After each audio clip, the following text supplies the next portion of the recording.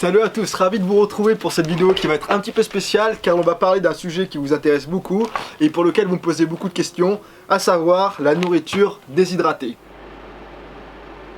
Pour ceux qui me suivent depuis quelques temps, vous savez que je suis un passionné d'activités extérieures, que ce soit bien sûr les treks et les randonnées qui sont mes domaines de prédilection, mais pas que.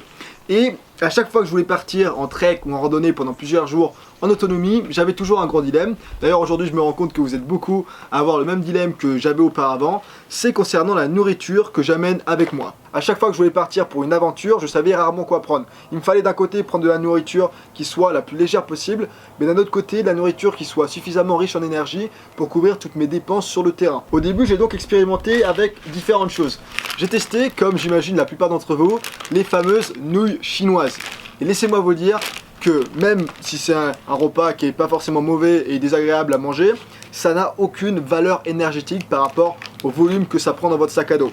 Je vais vous donner la valeur énergétique exacte parce que je pense que la plupart d'entre vous sera surpris. On est pour cette portion sur 76 kcal. C'est rien, c'est peanuts. Autant vous dire que si vous comptez principalement vous nourrir de ces nouilles chinoises, c'est pas un sac à dos qu'il faut prendre avec vous, mais une brouette. Non, allez, plus sérieusement, ne comptez absolument pas sur les nouilles chinoises pour couvrir toutes vos dépenses en énergie si vous partez en randonnée ou en trek. Vous pouvez en prendre si vous voulez un petit repas chaud et épicé dans un bouillon le soir, ça peut être sympathique, mais c'est de l'appoint, c'est pas ça qui va vraiment et véritablement couvrir toutes vos dépenses en énergie. Il faut que vous le sachiez. Donc en clair, les nouilles chinoises c'était non pour moi. On peut les remettre de côté. Ensuite, je me suis orienté vers tout ce qui était nourriture lyophilisée, qui est une option pas trop mal. J'ai pu tester au cours de plusieurs années une multitude de repas différents et une multitude de marques différentes, et en règle générale, j'étais plutôt satisfait. Mais il y avait deux gros problèmes avec ces repas lyophilisés. Le premier problème, c'est le prix.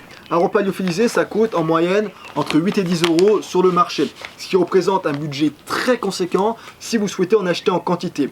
Et le deuxième problème, ce sont les portions qui sont pour moi trop souvent insuffisantes pour couvrir mes besoins en énergie. Je ne sais pas vous, mais personnellement, quand j'ai fait une grosse journée de marche, un seul repas lyophilisé, ça ne me suffit pas pour couvrir ma faim et pour couvrir mes besoins en énergie. Que l'on soit bien d'accord, je ne cherche absolument pas à critiquer la nourriture lyophilisée dans cette vidéo. J'en ai utilisé pendant très longtemps à titre personnel. Ceci étant dit, il me fallait quand même trouver une manière, une alternative pour résoudre les deux problèmes que je viens de vous citer. Et la solution justement, elle se trouve dans le sujet que l'on va aborder aujourd'hui, à savoir la nourriture que l'on déshydrate soi-même. Depuis l'année dernière, j'ai commencé à m'intéresser grandement au sujet de la nourriture déshydratée et du coup, depuis un an, j'ai commencé à faire beaucoup de recherches, à faire beaucoup de tests et beaucoup d'expériences pour déshydrater moi-même ma nourriture et venir créer des repas complets que je peux ensuite conditionner d'une manière optimale, amener avec moi en trek et réhydrater sur le terrain. Tout comme j'aurais réhydraté un sachet lyophilisé que vous pouvez acheter dans le commerce, mais pour le coup pour une fraction du prix. Et croyez-moi, ça fait une grosse différence. Au début de mes recherches, je pensais simplement que j'allais réussir à déshydrater quelques légumes et quelques fruits et ça allait s'arrêter là. Mais en fait, pas du tout. Au cours de mes différentes recherches et surtout au cours des différents essais et des différentes expériences que j'ai fait de mon côté, je me suis rendu compte qu'on pouvait faire plein de choses et que la nourriture déshydratée était tout simplement sous-exploitée. On peut vraiment faire plein de choses. Aujourd'hui, je peux me faire par exemple de la compote de pommes déshydratée, je peux me faire plein de types de repas, que ce soit des pâtes bolognaises, de la ratatouille, du chili con carne, et je peux vous dire que de la ratatouille fraîche à 3000 mètres d'altitude, c'est quand même une bonne expérience. Non, plus sérieusement, là j'en parle de manière assez excitée, mais c'est fou tout ce qu'on peut faire avec la nourriture déshydratée. Je suis assez surpris de voir qu'il y a autant peu de gens qui déshydratent leur propre nourriture, alors que c'est une solution et une alternative qui est hyper intéressante pour beaucoup d'entre nous qui sont pratiquants d'activités extérieures. Bien sûr, il y a pas mal de choses à savoir, bien sûr, il y a des procédures à respecter et il y a des choses à connaître pour obtenir les meilleurs résultats. Mais encore une fois, la nourriture déshydratée est sous-exploitée et il faut que vous sachiez qu'on peut faire énormément de choses avec cette technique. Quoi qu'il arrive, depuis que j'ai commencé un petit peu à vous montrer la nourriture que je déshydratais, les repas que j'amenais avec moi lors de mes treks, notamment sur Instagram car je partage beaucoup de choses sur Instagram, et bien vous avez été nombreux à me poser plein de questions sur le sujet, comme par exemple comment ça fonctionnait, comment on allait pouvoir déshydrater les aliments, avec quelle machine, donc vous l'avez devant vos yeux, comment également conditionner ces aliments d'une manière optimale, comment préparer des repas complets, comment stocker la nourriture pour qu'elle se conserve longtemps, comment ensuite réhydrater les repas sur le terrain de la bonne manière, etc. etc. Énormément de questions de ce type-là. Et donc si vous me suivez sur Instagram ou si vous êtes inscrit aux emails privés, petite parenthèse d'ailleurs, je vous encourage à tous de vous y inscrire car je partage pas mal d'astuces et de conseils par email, j'aime bien cette voie de communication. Quoi qu'il arrive, si vous êtes du coup inscrit aux emails privés ou si vous me suivez sur Instagram, vous avez été informé, depuis le début de cette année, je travaille de manière acharnée pour créer un programme de formation qui vous apprend justement à créer et à déshydrater vous-même votre propre nourriture de manière à faire des repas déshydratés complets. Ensuite, avec ces repas déshydratés, vous allez soit pouvoir les laisser chez vous, les stocker quelques années de manière à avoir de la nourriture déshydratée que vous allez pouvoir prendre quelle que soit la situation en cas de besoin, si besoin arrive, ou alors vous allez pouvoir conditionner ces repas et les amener avec vous pour n'importe quel type d'activité extérieure, que ce soit des treks, des randonnées, des voyages en bateau, des voyages en vélo en autonomie, n'importe quel type en fait de voyage en autonomie où vous avez besoin de prendre avec vous des repas qui sont légers, qui sont compacts, qui se conservent bien et qui sont riches en énergie. Quoi qu'il en soit, l'idée avec cette vidéo, ce n'est pas de vous présenter en détail le contenu de la formation. Je vous mettrai un lien dans la description qui vous renverra vers une page de présentation dans laquelle il y a une vidéo détaillée qui vous explique en détail ce que vous allez apprendre si vous vous inscrivez à la formation. L'idée plutôt avec cette vidéo, ça va être d'expliquer à tous ceux d'entre vous qui ne connaissent pas vraiment le principe et le fonctionnement de la nourriture déshydratée. Du coup, je vais vous expliquer comment ça fonctionne dans les grandes lignes et je vais surtout vous dire pourquoi est-ce que je vous invite tous à déshydrater vous-même votre propre nourriture et créer vous-même vos propres repas déshydratés pour tous les avantages que ça va vous procurer. Que vous suivez ou non la formation par la suite, ça me regarde pas. On va faire ça vite et bien. Je vais d'abord vous expliquer de manière succincte comment fonctionne la nourriture déshydratée. Puis ensuite, je vais vous expliquer pourquoi est-ce que c'est hyper avantageux pour vous de déshydrater votre propre nourriture si vous êtes un pratiquant d'activité extérieure. Donc comment fonctionne le principe de déshydratation ? La déshydratation, c'est un séchage par le chaud. Pour déshydrater des aliments, on peut le faire de différentes manières. On peut le faire grâce à l'action du soleil, c'est ce que font nos ancêtres depuis la nuit des temps. On peut le faire en utilisant un four, mais c'est très énergivore. Ou alors on peut le faire avec une machine spécifique que vous avez devant vous qui s'appelle un déshydrateur. C'est une machine qui est très efficace, qui est très abordable. Vous allez pouvoir en trouver pour moins de 100 € sur le marché. Et laissez-moi vous dire qu'elle sera rentabilisée en un rien de temps. On a parlé au début de la vidéo de la nourriture lyophilisée. La nourriture lyophilisée, c'est un séchage par le froid. En gros, on va utiliser le principe de la sublimation. Je ne vais pas rentrer dans le détail. Là, avec la déshydratation, il faut bien comprendre que c'est un séchage par le chaud. C'est-à-dire que dans le déshydrateur, on va retrouver une résistance qui va chauffer l'air à l'intérieur à une certaine température donnée. Et à l'arrière de la machine, on va retrouver une sorte de ventilo qui va propager l'air chaud et l'air sec. Et c'est donc les deux effets, c'est l'effet combiné de l'air chaud plus le fait qu'il soit propagé et qu'il y ait toujours un flux d'air qui tourne, qui va pouvoir déshydrater les aliments d'une manière optimale. Voilà donc pour vous expliquer dans les grandes lignes le principe de la déshydratation. Bien sûr, ça va beaucoup plus loin que ça. Il y a plein de choses à savoir pour avoir les bons résultats. Il y a des procédures à respecter. Il faudra régler une bonne température en fonction de l'aliment que vous allez déshydrater.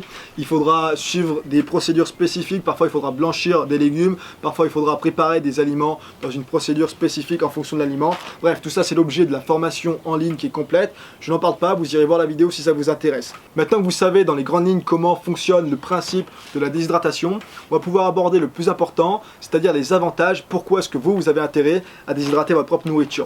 On va voir ensemble seulement 4 avantages, il y en a plein d'autres, ce sont des avantages qui sont quand même très importants et on pourrait en parler des heures, donc il faut forcément que je me limite à un certain nombre d'avantages. Le premier avantage, ça va être la légèreté. Alors vous ne pouvez pas peser malheureusement, mais on est sur le même poids que la nourriture lyophilisée. Vous le savez aussi bien que moi, lorsque vous partez en trek, en randonnée ou pour n'importe quel type d'activité extérieure, vous avez besoin d'être le plus léger possible, de prendre le moins de matériel possible. Chaque gramme va compter. Et donc, dans cette optique-là, c'est important de prendre avec vous de la nourriture qui soit la plus légère possible. Avec la nourriture déshydratée, on va venir enlever toute l'eau de l'aliment. Et l'eau, c'est ce qui pèse le plus lourd dans l'aliment. Et donc, en enlevant toute l'eau, on va se retrouver avec des aliments qui sont beaucoup plus légers. Le deuxième avantage, ça va être sur la quantité des portions de vos repas. Vous le savez, je vous l'ai dit au tout début de la vidéo, lorsque je pars avec de la nourriture lyophilisée, si je prends uniquement un sachet, si je prends uniquement un repas lyophilisé, ça ne me suffit pas, j'ai encore faim. Par contre, j'ai pas forcément envie de prendre 2 portions à chaque fois parce que 1, ça commence à faire beaucoup et il ne s'agit pas de trop manger, ça n'a aucun intérêt.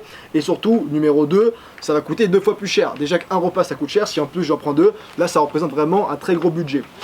Quoi qu'il arrive, l'avantage lorsque vous préparez vous-même vos propres repas, c'est que vous allez pouvoir décider exactement de ce que vous allez amener avec vous. Dans le premier module de la formation, il y a une vidéo complète, il y a un tutoriel complet qui vous explique comment calculer vos besoins en énergie en fonction de vos propres paramètres individuels et également de l'effort que vous allez effectuer en fonction de l'activité extérieure que vous allez faire. Par exemple, je vous explique à calculer vos besoins en kilocalories par jour si vous partez en trek en fonction de votre poids, de votre âge, de votre taille, etc. et des conditions climatiques du trek en question. Si vous avez besoin d'un repas de 150 grammes, vous prenez un repas qui pèse 150 grammes. Si vous vous avez besoin d'un repas un petit peu moins volumineux, et si vous mangez moins, vous prenez moins volumineux. Si vous allez partir pour une expédition qui va vous demander beaucoup d'efforts dans des conditions climatiques qui vont être rudes, alors vous prenez des repas qui sont un petit peu plus conséquents.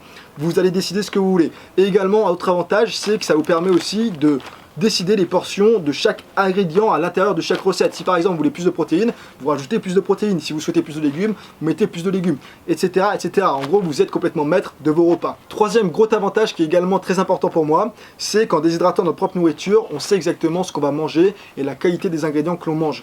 Avec les sachets lyophilisés, même s'il y a des marques qui sont très bien dans ce domaine-là, on ne sait pas forcément ce qu'il y a à l'intérieur. On ne sait pas s'il y a des exhausteurs de goût, on ne sait pas s'il y a des conservateurs et ce genre de choses qu'on n'a pas forcément envie de manger. Là, ce sont des aliments que j'ai préparés de mon côté, donc je sais exactement ce que je vais manger. Si vous souhaitez acheter du bio, vous achetez du bio. Si vous souhaitez acheter des fruits et légumes dans votre marché de votre village, vous achetez au marché. Si vous souhaitez privilégier les producteurs régionaux, vous allez acheter des aliments à votre producteur, etc. etc. Je vous fais pas un dessin, c'est très avantageux parce qu'au moins vous savez exactement ce que vous allez manger. Et en tout cas moi, à titre personnel, ça m'importe de savoir ce que je mange. Quatrième avantage, ça va être sur la durée de conservation. Dans la formation complète, je vous explique un petit peu les différentes possibilités qu'on a pour venir conditionner et stocker notre nourriture déshydratée. Et même en utilisant un procédé de conditionnement qui est simple et très rapide à mettre en œuvre, on va pouvoir avoir des bonnes durées de conservation. Et si en plus de ça, vous suivez le tutoriel dans lequel je vous explique vraiment à conditionner vos repas d'une manière optimale, alors on va pouvoir conditionner nos repas de telle manière à ce que les repas vont se conserver très longtemps. Et c'est hyper avantageux parce que si par exemple vous voulez partir en trek avec des fruits et légumes frais, ils vont durer quelques jours et ça sera terminé. Là encore une fois, vous pouvez préparer une ratatouille dans votre déshydrateur et la manger un an après lorsque vous allez partir pour votre aventure. Pareil, ça peut être intéressant également pour tous ceux d'entre vous qui veulent apprendre à avoir plus d'autonomie, plus de résilience et avoir un petit peu de nourriture à portée de main de votre côté, chez vous, stocké chez vous, dans des bonnes conditions, que vous pouvez prendre n'importe quand en cas de besoin. Quel que soit le besoin, on ne va pas rentrer dans de la polémique dans cette vidéo. Voilà pour les 4 avantages que je souhaitais voir avec vous, il y en a plein d'autres. Encore une fois, il y a un 5e avantage, je ne vous ai même pas cité, mais c'est le prix. C'est vraiment un grand avantage également. Ça vous coûtera beaucoup moins cher de déshydrater votre propre nourriture que d'aller acheter des repas lyophilisés ou des rations sur internet. Quoi qu'il arrive, je n'ai pas envie de vous citer tous les avantages car il faut bien s'arrêter à un moment ou à un autre. Ce que je vous invite à faire, ça va être de cliquer sur le lien qui se trouve juste en dessous et au moins d'aller voir la page de présentation de la formation. Même si vous ne vous inscrivez pas à la formation, il y a une vidéo qui est complète, qui est détaillée, qui vous explique tout le programme de la formation. Ça peut sûrement vous apporter un peu de valeur.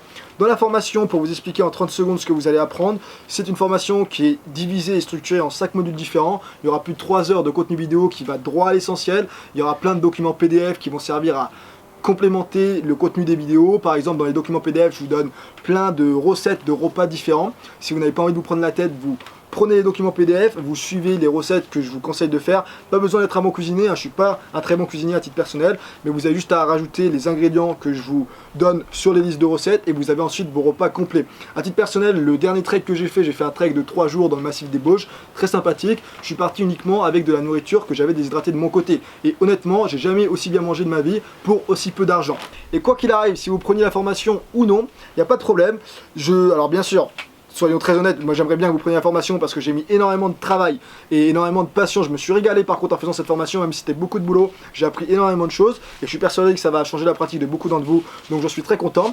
Mais même si vous décidez de ne pas prendre la formation, il n'y a aucun problème, je vous en veux pas. Mais par contre, je vous invite vraiment à vous intéresser au domaine de la nourriture déshydratée pour tous les avantages que ça va vous procurer, que vous soyez en quête d'autonomie et de résilience ou que vous soyez tout simplement des passionnés et des pratiquants d'activités extérieures et que vous voulez résoudre le problème de l'alimentation lorsqu'on est en pleine nature. J'en termine là, comme d'habitude, je vous dis prenez soin de vous, gardez la forme et à très bientôt.